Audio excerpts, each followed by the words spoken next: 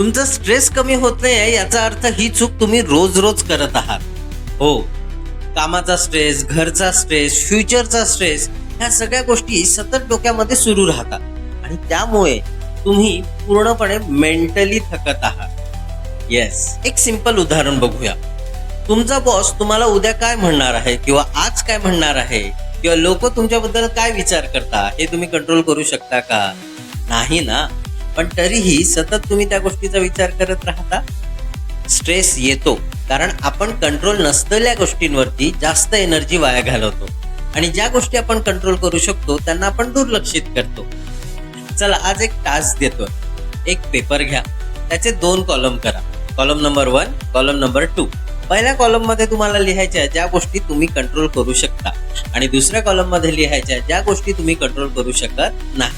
मग आता करायचं काय, तर ज्या गोष्टी तुम्ही कंट्रोल करू शकता त्याच्यावरती फोकस ठेवायचा आहे. त्यालाच फोकस ठेवून पूर्ण गोष्टी अनालाइज करायच्या आणि तुमची एनर्जी सेव्ह करायची. ज्या गोष्टी कंट्रोल करू शकत नाही त्यांना चक्क दुर्लक्षित करायच्या. Yes, ignore it.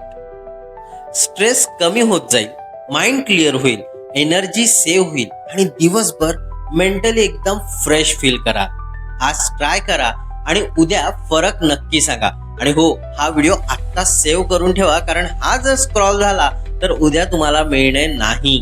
लक्षात ठेवा boss, life is so simple. फक्त विचार चेंज करण्याची गरज आहे. मी आहे विदर्भाचा, अमरावतीचा तुमचा डॉक्टर आशिष. पुन्हा भेटूया अशा एका भन्नाट व्हिडिओ मध्ये. तोपर्यंत काळजी घ्या. Take care and bye bye.